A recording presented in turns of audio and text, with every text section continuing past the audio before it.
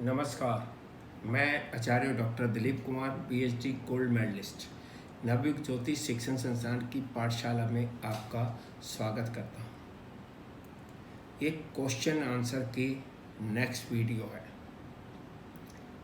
इसमें मैं अपने स्टूडेंट्स, अपने फैंस के क्वेश्चंस का आंसर देता हूँ, जो कि वो मुझे यूट्यूब पर, मेरे व्हाट्सएप पर, मेरे फ़ोन पर पूछते हैं।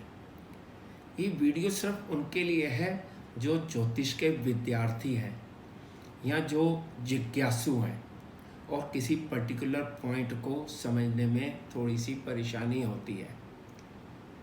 लेकिन कुछ लोग इतने मैसेज कर रहे हैं मेरे को व्हाट्सएप पे कि मेरी कुंडली, डेट ऑफ बर्थ ये है, टाइम प्लेस ये है, मेरी कुंडली की प्रेडिक्शन कर दो।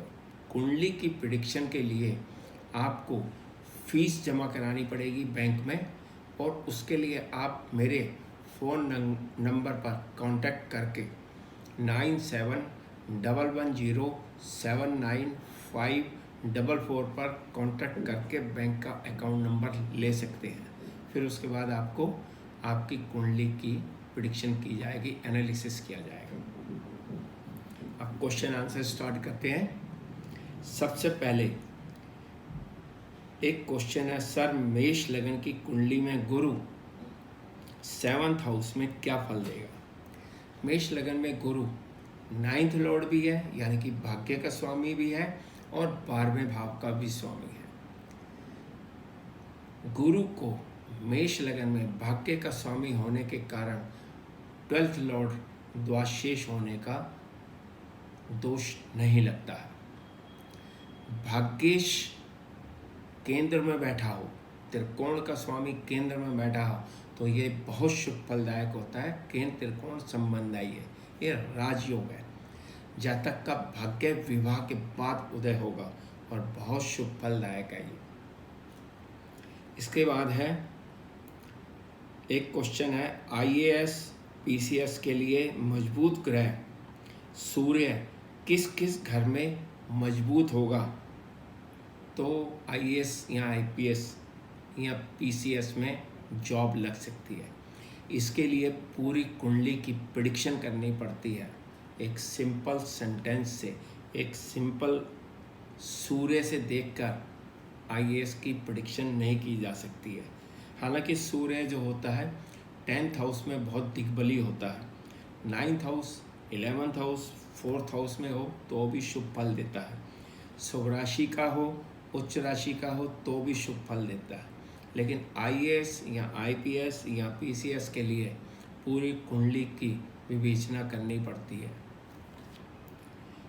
नेक्स्ट क्वेश्चन है, वृष लगन में शुक्र 21 डिग्री पर है और उस पर शनि और राहु की दृष्टि है, तो ये मालव्य योग भंग होता है या अच्छा रिजल्ट देता है।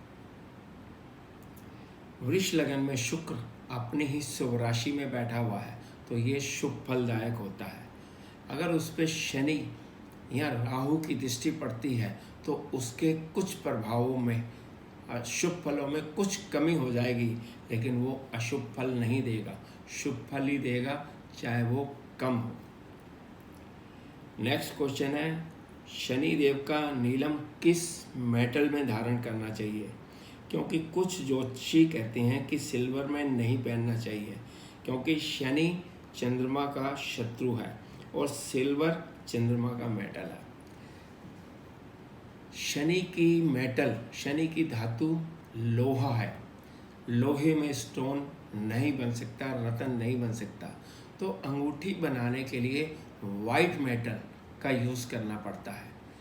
कुछ लोगों को हमने देखा है कि वो गोल्ड में नीलम को पहनते हैं।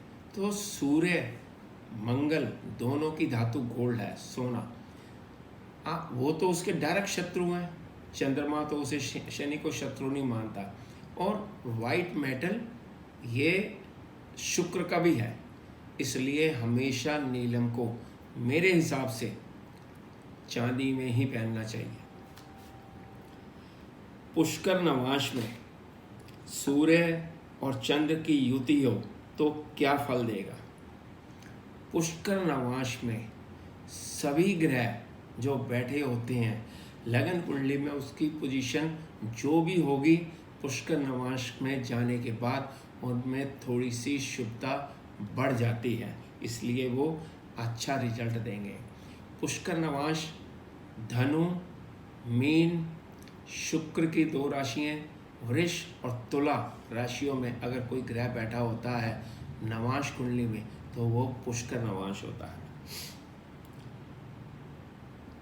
एक नेक्स्ट क्वेश्चन है, कुंडली में सूर्य वीक हो और नवांश में ठीक हो तो आईएएस बन सकते हैं?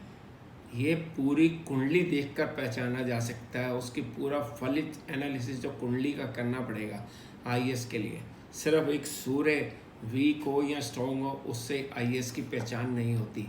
मेरी एक वेबसाइट पे आईएएस के जो पैरामीटर्स होते हैं वो वीडियो बनी हुई है, उसको भी आप चेक कर सकते हैं, देख सकते हैं। नेक्स्ट क्वेश्चन है, मिथुन लगन की कुंडली में गुरु, केतु, मंगल लगन में बैठे हों तो क्या फल देंगे? लगन में केतु यानी कि 7वें भाव में राहु, लगन वो हो गया केतु राहु एक्सिस में। मंगल मिथुन लगन के लिए अशुभ कारक ग्रह है। गुरु मिथुन लगन के लिए मारक भी है, बाधक भी है। हालांकि गुरु लगन में दिग्बली भी होता है, लेकिन इन तीनों की युति अगर मिथुन लगन में होगी तो ये अशुभ फलदायक होती है। नेक्स्ट क्वेश्चन है, ग्रह अगर 1 डिग्री से अधिक हो और 2 डिग्री से कम हो या 5 डिग्री पर हो तो क्या ये रिजल्ट देगा? नहीं देगा, क्योंकि चाहे वो सम राशि हो चाहे विषम राशि हो, या तो वो बाल या मृत्यु अवस्था में होगा, इसलिए उसमें फल देने की क्षमता कम होगी। लेकिन फिर भी अगर 1 डिग्री से अधिक हो तो वो शुभ राशि में या उच्च राशि में बैठा हो तो फिर भी उसमें फल देने की थोड़ी सी क्षमता होती है। किसी ने लिखा, मेरी कुंडली में 10th हाउस में सूर्य, बुध, गुरु, मंगल और केतु बैठे हैं तो इन सब का प्रभाव क्या होगा?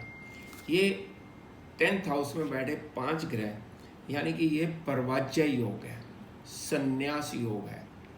अगर इनमें कोई ग्रह बहुत ज़्यादा बली होगा तो उससे इफेक्ट जरूर आएगा, और संन्यास योग है, जातक का मन संसार की सभी भौतिक वस्तुओं से धीरे धीरे दूर हो जाएगा। हालांकि ये भी पूरी कुंडली देखने के बाद ही ज़्यादा बेटर पता लगेगा।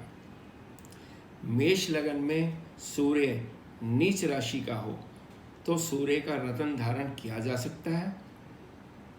लग्नेश सदा पवित्र है। त्रिकोण के स्वामी सदा शुभ फल देते हैं, चाहे उनकी दूसरी राशि त्रिक भाव में क्यों ना हो, चाहे वो नीच राशि में क्या हो, त्रिकोण के स्वामी सदा शुभ फल देते हैं। अपने शुभ फलों में कमी कर सकते हैं, अशुभ फल नहीं देंगे। इसलिए मेष लगन में अगर सूर्य नीच का हो तो उसे उसका रत्न धारण किया जा सकता है।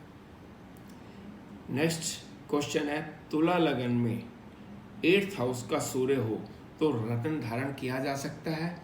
नहीं किया जा सकता, क्योंकि तुला लगन में ये अकारक ग्रह है और लग्नेश का शत्रु है और 8th हाउस में बैठा है, इसका रत्न धारण नहीं किया जा सकता है। किसी ने पूछा है, क्या आपका इंस्टीट्यूट डिस्टेंस लर्निंग कोर्स करवाता है या ऑनलाइन करवाता है? यस, हमारे इंस्टीट्यूट में लगभग 24 साल से कोर्सेज चल रहे हैं। जो दिल्ली से बाहर होते हैं या फॉरेन में होते हैं उनके लिए correspondence course, distance learning course होते हैं। तो कोई भी अगर करना चाहे तो वो मेरे मोबाइल नंबर पर कांटेक्ट कर सकते हैं 9711079544 पर, और उनको कॉरेस्पॉन्डेंस कोर्स करा दिया जाता है। नमस्कार।